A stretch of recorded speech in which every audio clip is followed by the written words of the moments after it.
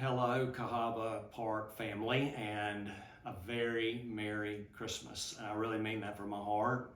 Personally, from Betsy and me to you, Merry Christmas. God has used you mightily in our lives over the last months, and we are having an extremely Merry Christmas because of you, by the grace of God. I really mean that.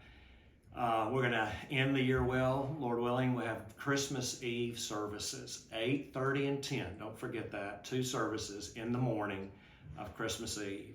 We'll end the year, Lord willing, on December the 31st with what's called Winter Grace, a time for you to bring your lament, your sorrow, which is very biblical, and to do it in the context of a sovereign God who loves you. It will be a service of great hope. And so I just encourage you in that area. I could keep going. I could start talking into 2024 and talk to you with such excitement and joy and anticipation and enthusiasm because Lord willing, again, 2024 is going to be so good for all of us in our walk with the Lord. But what I really want to narrow it down to just for this message to you today is between you and God. And that is in the area of finances and money and the ability to show God your faith in Him.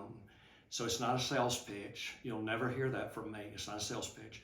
It is not about a budget. It really isn't about a budget.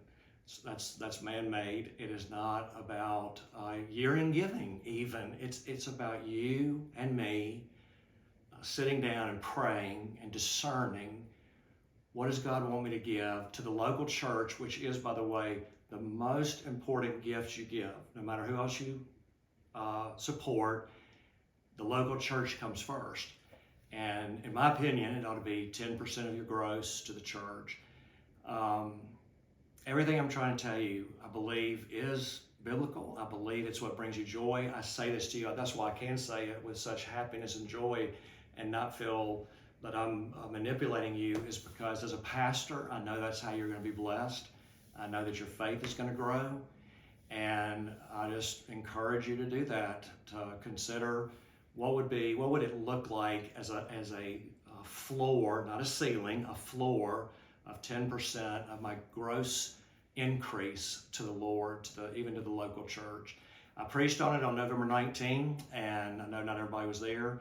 And you can find that on the YouTube channel. I'd love for you to watch that as you pray and think about it. But all that being said, Merry Christmas. In the old days, that meant strong Christmas. And I hope that you and your family have a very strong, joyful Merry Christmas.